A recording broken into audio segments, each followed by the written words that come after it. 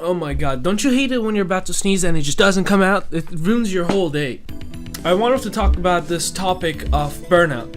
You know, it's like a topic that goes around YouTube. You know, everybody's like, the YouTuber burnout, but then you have the streamer burnout. If you look around you, you realize that you have a general burnout. Let's just jump into it. And the first thing we're gonna talk about today is the story of YouTuber burnout. So many outlets have been covering these stories. Polygons and the Slashdots of the world, Guardian covering it, Forbes. This week I saw NPR covering it. Let's just start from why this video is called I Burned Out. Brands don't want to work with me because I make videos infrequently, which is fine. But if that's how I make money to then make the videos that I want to do, then I can't make the videos I want to do because I don't have the money to make them to then try and get brands to do it. And AdSense is just a crapshoot. It's pretty obvious that we've ghosted out on YouTube. We've pretty much disappeared. We post like occasionally. And the truth is that I've been a mopey, pathetic piece of shit.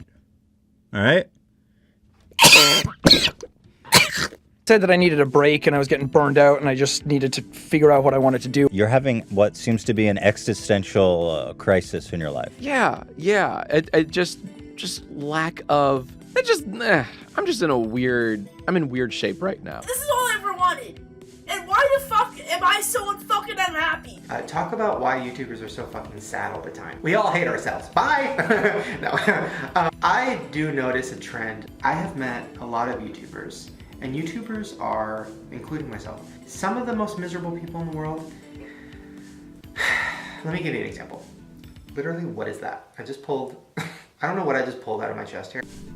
You deal with so much negativity around you, and that's partially because people around you are just unhappy. And I don't know if that has anything to do with the demographic of the millennials, or because the millennials are now 28% of the entire population. Everybody is going through a little crisis because they're afraid. And the reason I know that is because I feel the same. I'm afraid of the unknown, and it makes it really difficult to do anything or make any choices because you want to play it safe. A high percentage of life is actually coincidental. There's only a small percentage that you actually have control over with the choices that you make.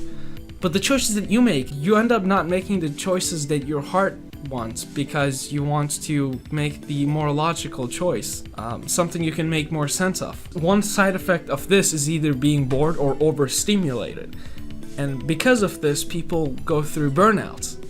And I can understand that. We don't really show people how we feel because we're playing this character that seems happier. You know, Jim Carrey was a less intentional character, right? Because I thought I was just building something that people would like, but it was a character.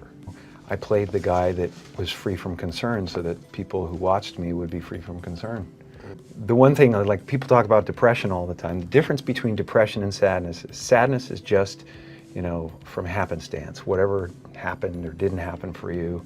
Depression is your body saying, fuck you, I don't want to be this character anymore.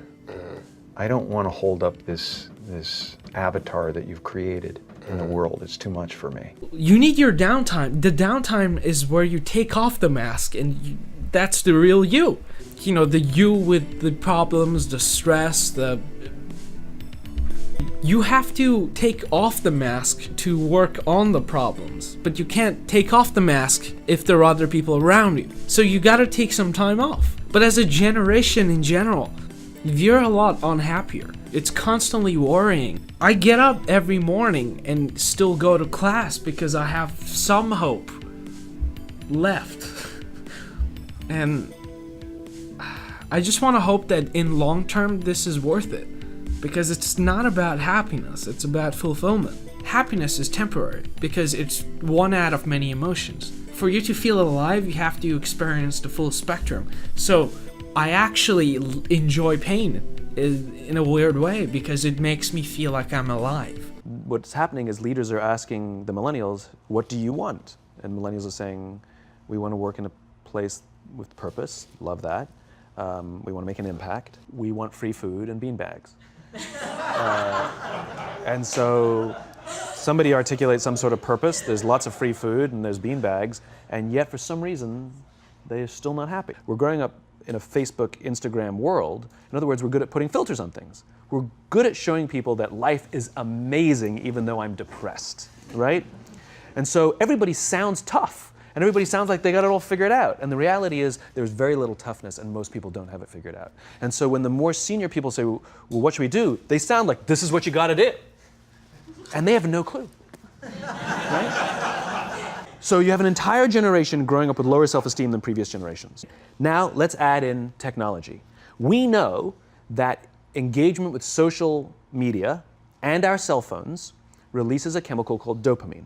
That's why when you get a text, it feels good, right? So, we've all had it where you're feeling a little bit down or feeling a bit lonely, and so you send out 10 texts to 10 friends, hi, hi, hi, hi, hi, because it feels good when you get a response. It's why we count the likes. It's why we go back 10 times to see if my Instagram is growing slower, did I do something wrong? Do they not like me anymore? The trauma for young kids to be unfriended, because we know when you get a hit of dopamine, which feels good. It's why we like it. It's why we keep going back to it. Dopamine is the exact same chemical that makes us feel good when we smoke, when we drink, and when we gamble.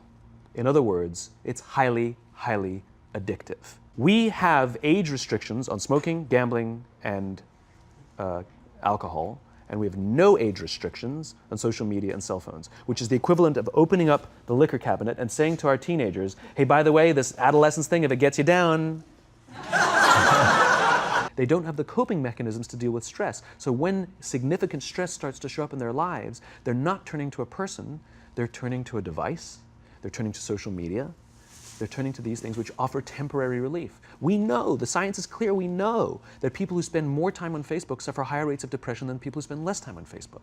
These things balanced. Alcohol is not bad, too much alcohol is bad. Gambling is fun, too much gambling is dangerous. There's nothing wrong with social media and cell phones. It's the imbalance. If you're sitting at dinner with your friends and you're texting somebody who's not there, that's a problem. That's an addiction. If you're sitting in a meeting with people you're supposed to be listening to and speaking, and you put your phone on the table, face up or face down, I don't care, that sends a subconscious message to the room that you're just not that important to me right now. That's what happens. And the fact that you cannot put it away is because you are addicted, right? If you wake up and you check your phone before you say good morning to your girlfriend, boyfriend, or spouse, you have an addiction.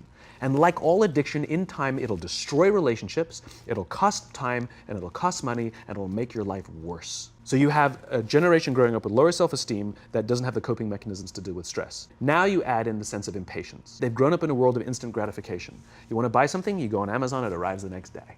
You want to watch a movie? Log on and watch a movie. You don't check movie times. You want to watch a TV show? Binge. You don't even have to wait week to week to week. I know people who skip seasons just so they can binge at the end of the season. Instant gratification. You want to go on a date?